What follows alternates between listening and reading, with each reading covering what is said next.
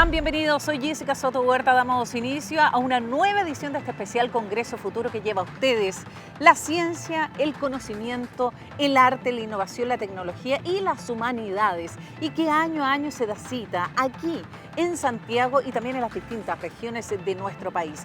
Nuestro compromiso es llevar y acercar la ciencia y el conocimiento a las distintas localidades de Chile. Por eso estamos transmitiendo en Congreso Futuro en tu comuna en línea, gracias a la alianza que tenemos entre el Senado y la Asociación Chilena de Municipalidades. Por tanto, pueden seguir este programa a través de las plataformas de las distintas municipalidades de nuestro país. Les recordamos que Congreso Futuro nació al alero de la Comisión Desafíos del Futuro, que está presidida por el senador Guido Girardi, integrada por los legisladores Carolina Goich, Francisco Chaguán, Juan Antonio Coloma y Alfonso Durresti. Les doy la bienvenida entonces a este especial Congreso Futuro, acercando la ciencia y el conocimiento a la ciudadanía a través de los futuros posibles. En el capítulo de hoy comenzaremos con una charla magistral ofrecida en el año 2016 por el doctor en medicina y premio Nobel de Química del año 2004, Aaron C. Shanover,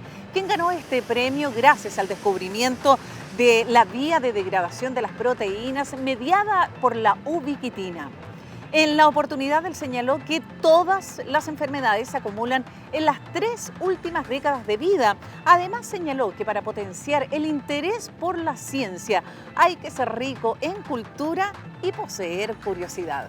Nos quedamos entonces con Aaron C. Shanover y esta charla ofrecida en el año 2016, Especie Humana, ¿camino hacia una evolución tecnológica? Good afternoon. Buenas tardes. My talk will be quite Mi different from the presentación previous será one. muy distinta a la And it anterior will be on the future of medicine, y se va a or the tratar big del futuro revolution de of la personalized medicina o la medicine, grande which is probably the revolución de la biggest medicina revolution that medicine personalizada. has Quizás es la ever mayor undergone revolución que está along its ocurriendo hoy history. día en toda la historia de la So humanidad. let me take you to a Quiero 30,000 llevarlos feet entonces eyeball a inspection of this revolution that inspeccionar esta actually has started revolución already. que ha comenzado So ya. behind you see my city, Haifa, Van in a Israel. ver It's on the Haifa, east en side mi of the ciudad. Mediterranean. It's a Ustedes ven beautiful dónde city. está ubicado Looks into the Israel, sea, you see al the lado Baha'i oeste del Gardens there, Mediterráneo, ven the Baha'i that were el mar persecuted by the fantástico. Iranians, Y luego smuggled the body of their tenemos leader todo to Haifa, and they buried him underneath en this Haifa, beautiful donde golden hay dome. un And they built domo dorado que es beautiful maravilloso, gardens that donde hay became jardines UNESCO heritage maravillosos site. que han So sido this is de alegría de la the city. UNESCO. Esta es Okay. la ciudad. So, as we all know, Como todos every one of us sabemos, wants to remain young forever, bueno, to la look nice. juventud But at no the dura same para time, also siempre, to be pero al healthy. mismo tiempo tenemos que So ser nobody wants to saludables. die, nobody Nadie wants quiere to morir, age, nobody nadie wants quiere to get sick. envejecer, nadie quiere So let's enfermarse. see how Y realistic veamos it is, and entonces let's cuán judge it realista es esto in the eyes of a los the history. ojos de la historia. So 4,000 years ago, Hace 4000 the años, Egyptians and the Greeks los and the egipcios, Romans, los griegos, I los don't know what happened romanos, yo here no sé qué ocurrió in acá, en South este lado, America, en América del people Sur. lived on the La average of gente about 30 vivía years, and they 30 años died en promedio of every wound. y There were no morían de antibiotics, heridas, no habían no antibióticos. Röntgen, no CAT scan, no MRI, La no verdad es que surgery, no no había anesthesia, no cirugía, no nothing. había No anestesia, no había Ahumada resonancia pharmacies, no magnética, nothing. no había farmacia, no había nada. So they died at the Por lo average of the age tanto, of 30, morían 35. alrededor de 30-35 We are jumping años 4,000 years y ahead, hemos and we are saltado estos coming to the 4000 años 20th y century. llegamos And al at the turn of siglo the 20th century, XX, al término about casi del 150 years el ago, siglo XX. Estamos people died hablando at the age of donde la 50, gente empieza a morir 55. a los 50, Women died during 55, las delivery. mujeres mueren en Farmers los died in the partos y field luego los granjeros en el because of campo. botulism, and people Está el died of botulismo, plagues, la of gente cholera, muere de and so plagas on and como so forth. cólera, etcétera, etcétera. So 4,000 years 4000 between the Greeks and the años entre Egyptians los and the griegos y los Romans egipcios, los and the Chinese, romanos, los chinos, all the way to the turn of the todo el 20th camino century, hasta we el added cambio to del our siglo life XX, about 20 donde years, empezamos between con 35 un to 50. rango de sobrevida de ya And de then 20 something años. Por lo miraculous tanto, ocurre algo milagroso happened in the entonces. 20th century. Ocurre en el siglo In the XX. 20th century, Y en we el were siglo able, XX fuimos we managed capaces to de extend poder life extender by la additional vida 30 years. otros 100 30 años years, adicionales. one century, the 20th Estamos century, hablando el and we are siglo now XX living on en the 100 average in años y ahora Chile, estamos en in developed promedio countries, acá en about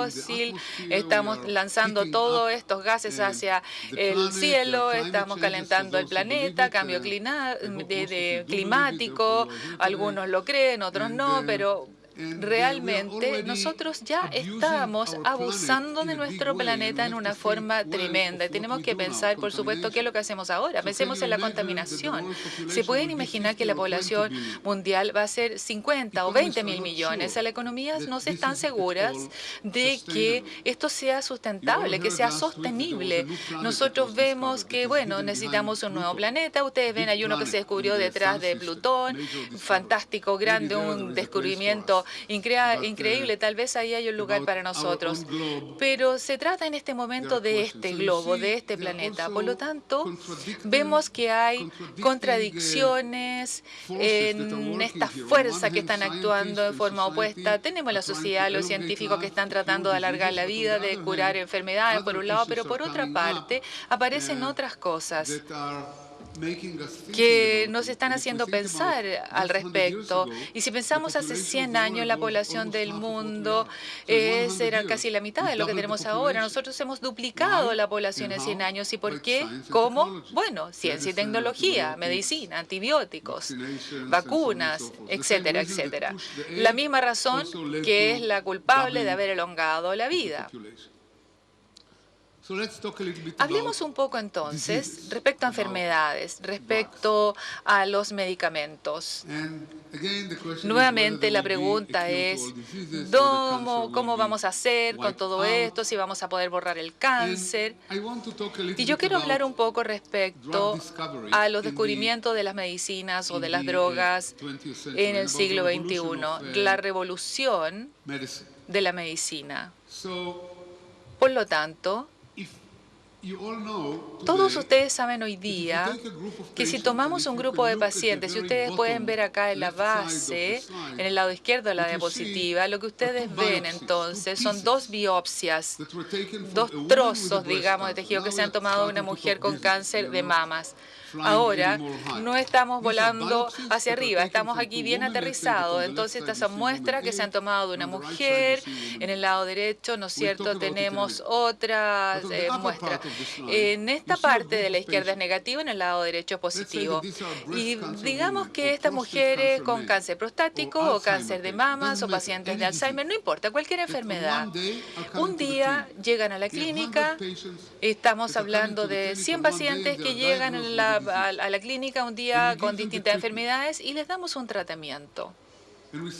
Y empezamos a hacer un seguimiento. Lo que encontramos es que en estos años se empiezan a dividir. Algunos de los pacientes mueren, algunos de los pacientes siguen vivos. Y no importa, depende de la enfermedad. Desafortunadamente, la gente con cáncer al cerebro, de ellos nadie sobrevive. Pero el cáncer de mama y el cáncer de próstata tiene buen pronóstico. Y el 80% de las mujeres van a sobrevivir incluso más de 5 años. El cáncer prostático para los hombres es exactamente lo mismo. Depende de la enfermedad, entonces. Cuán severa es la enfermedad, es la sobrevida. Por lo tanto, ustedes ven que la gente llega hoy día, y hoy día es sábado 23 de enero del 2016, y digamos que hoy día nosotros hemos visto 100 pacientes con cáncer prostático, 100 hombres. Y nosotros empezamos hoy día el tratamiento. Lo seguimos durante 5 años y ellos se separan, se dividen. Algunos están curados y algunos mueren. Y créanme que para morir, esto no es fácil, porque se sufre mucho. Operaciones, quimioterapia, cirugías, radioterapia. Es decir, requiere mucho sufrimiento en realidad. ¿Por qué la misma enfermedad, el mismo cáncer prostático, el mismo tipo de cáncer se comporta distinto? Y algunos viven felices con sus hijos, con sus esposas, con los nietos, y otros simplemente mueren. ¿Por qué una misma enfermedad se comporta de forma tan distinta en tantas personas? La razón es que no es la misma enfermedad. Solamente son los síntomas externos, el mecanismo es que es el mismo. Pero, ¿qué pasa con el crecimiento? Eso es distinto. Un ejemplo simple, en la mañana, por ejemplo, Ustedes, por ejemplo, van a trabajar, quieren traer a los niños al colegio y encienden el auto y no funciona. La razón por la incapacidad de poder encender el auto puede ser numerosa. Puede ser que la batería falló, que se olvidó de apagar la luz en la noche. Puede ser que a lo mejor no llenó el estanque con la gasolina o el diésel. Puede ser que usted olvidó ponerle aceite al motor. Y por lo tanto, los cilindros se estancaron y no se mueven.